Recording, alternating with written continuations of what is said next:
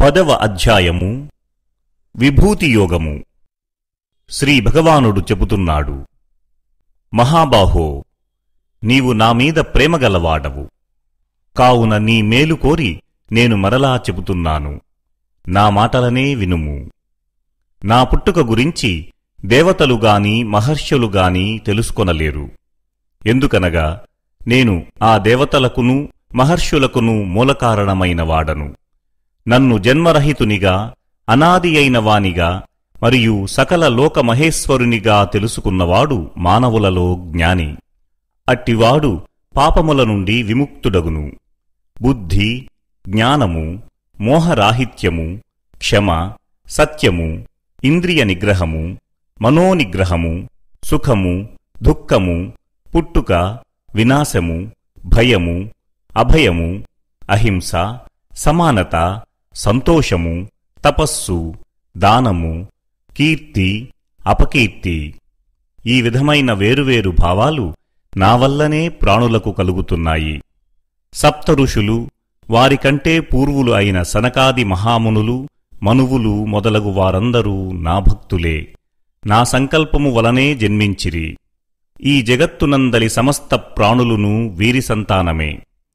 విస్తారమైన నా విభూతిని ఎవడైతే యథార్థముగా తెలుసుకుంటాడో అతడు యోగంలో చెలించకుండా నిశ్చలంగా స్థిరంగా ఉంటాడు. ఇందు ఏమాత్రమూ సందేహము లేదు. నేనే ఈ సమస్త జగత్తు యొక్క ఉత్పత్తికి మూలకారణము. నా వలననే ప్రపంచము నడుస్తుంది. ఈ విధంగా నన్ను తెలుసుకున్నవారు భక్తి శ్రద్ధలతో నిరంతరము నన్నే సేవింతురు. వారి మనస్సు, ప్రాణములు నాయందే ఉంటాయి. వాళ్ళు పరస్పరము నా ఆలోచనలోనే ఉంటారు. నా గురించే చెప్పుకుంటూ ఉంటారు. నా తత్వంలోనే రమిస్తూ ఉంటారు. నిత్యము సంతోషముగా ఉంటారు. నిరంతరము ధ్యానాదుల ద్వారా నాయందే మనస్సు ఉంచుతారు. ప్రీతితో నన్నే సేవిస్తూ ఉంటారు. వారికి నేను బుద్ధియోగమును ప్రసాదించెదను. దాని ద్వారా వారు నన్నే పొందెదరు. వారిని అనుగ్రహించుట కొరకు నేను వాళ్ల బుద్ధిలో స్థిరముగా ఉంటాను. నేను ప్రకాశించే జ్ఞానదీపం చేత వారిలో అజ్ఞానం సృష్టించిన అంధకారాన్ని పారద్రోలెదను.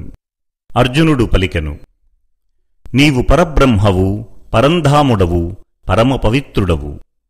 నీవు సనాతనుడవని, దివ్యపురుషుడవని, ఆదిదేవుడవని, పుట్టుక లేనివాడివని, సర్వవ్యాపివి అని నిన్ను కీర్తిస్తూ ఉంటారు ఋషులందరూ. దేవర్షి నారదుడు, అసితుడు, దేవలుడు, వేదవ్యాసుడు మొదలగువారు అందరూ అలాగే చెబుతున్నారు. నీవు కూడా నాకు ఆ విధంగానే తెలుపుచున్నావు. ఓ కేశవా, నీవు చెప్పునది అంతయును సత్యమే. హే భగవాన్, నీ యొక్క స్వరూపము దేవతలుగాని దానవులుగాని తెలిసికొనజాలరు. ఓ పురుషోత్తమా, జగత్ ఉత్పత్తికారక, భూతేశ, దేవదేవ, జగన్నాథ, నీ తత్వమును నీవే స్వయంగా ఎరుంగుదువు.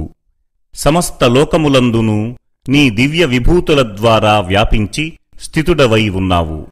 వాటి గురించి చెప్పడం నీకొక్కడికే సాధ్యం. యోగేశ్వరా, నిరంతరము ధ్యానం చేయుచు నిన్ను నేను తెలుసుకునేదెలా? హే భగవాన్, ఏ ఏ భావములతో నిన్ను ధ్యానించాలి? ఓ జనార్దన, నీ యోగశక్తిని గూర్చియు నీ విభూతి వైభవములను గురించియు విస్తృతముగా ఇంకనూ తెలుపుము. ఎందుకంటే నీ అమృతవచనములు ఎంతగా విన్ననూ తనివి తీరడం లేదు. భగవానుడు తనను ఎవరితో పోల్చుకున్నాడు? అప్పుడు శ్రీకృష్ణ భగవానుడు, అర్జున, నీవు లెస్సగా పలికితివి. నా దివ్య విభూతుల వ్యాప్తికి అంతమే లేదు. వాటిలో ప్రధానమైన వాటిని కొన్నింటిని నీకు తెలుపుచున్నాను. సమస్త ప్రాణుల హృదయములయందున్న ఆత్మను నేనే. సకల ప్రాణుల ఆది, మధ్య, స్థితి, అంతమూ నేనే. అదితి యొక్క 12 మంది పుత్రులైన ఆదిత్యులలో విష్ణువును, జ్యోతులలో కిరణాలు గల సూర్యుడిని, 49 మంది వాయుదేవతలలో తేజమును, నక్షత్రములలో చంద్రుడిని నేనే. వేదాలలో సామవేదాన్ని, దేవతలలో ఇంద్రుడిని, ఇంద్రియములలో మనస్సును, ప్రాణులలో చైతన్యమును నేనే. 11 మంది రుద్రులలో శంకరుడను, యక్షరాక్షసులలో కుబేరుడను, అష్టవసువులలో అగ్నిని, పర్వతములలో మేరుపర్వతాన్ని, పురోహితులలో ముఖ్యుడైన బృహస్పతిని, సేనాధిపతులలో కుమారస్వామిని, జలాశయములలో సాగరమును నేనే. మహర్షులలో భృగువును, శబ్దములలో ఏకాక్షరమైన ఓంకారమును, యజ్ఞములలో జపయజ్ఞమును, స్థావరములలో హిమాలయమును నేనే. వృక్షములలో రావిచెట్టుగా పిలవబడే అశ్వత్థ వృక్షాన్ని, దేవర్షులలో నారదుడిని, గంధర్వులలో చిత్రరథుడిని, సిద్ధులలో కపిల మహర్షిని నేనే. గుర్రములలో పాలసముద్రము నుండి అమృతముతో పుట్టిన ఉచ్చైశ్రవమును, ఏనుగులలో ఐరావతమును, నరులలో రాజును, ఆయుధములలో వజ్రాయుధమును నేనే. పాడి ఆవులలో కామధేనువును, పుట్టించేవారిలో మన్మధుడిని, పాములలో వాసుకిని, నాగులలో అనంతుడిని నేనే. జలదేవతలలో వరుణుడిని, పితృదేవతలలో ఆర్యముడను, శాసించువారిలో యమధర్మరాజును, రాక్షసులలో ప్రహ్లాదుడను, గణించువారిలో కాలమును, మృగములలో సింహమును, పక్షులలో గరుత్మంతుడను, పవిత్రం చేసే వాటిలో వాయువును, శస్త్రదారులలో శ్రీరాముడిని, మత్స్యజాతులలో మొసలిని, నదులలో గంగానదిని నేనే. సృష్టికి ఆది మధ్య అంతములు నేనే. విద్యలలో ఆధ్యాత్మిక విద్యను, పరస్పర వాద వివాదములలో వాదము నేనే. అక్షరములలో అకారమును, సమాసములలో ద్వంద్వ సమాసమును నేను.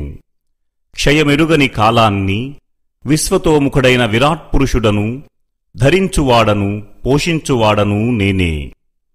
అన్ని ప్రాణులను హరించే మృత్యువును, సమస్త ప్రాణుల ఉత్పత్తి హేతువును, స్త్రీలలో కీర్తి, సంపద, వాక్కు, స్మృతి, మేధ, ధైర్యము, క్షమ అనువారందరూ నేనే.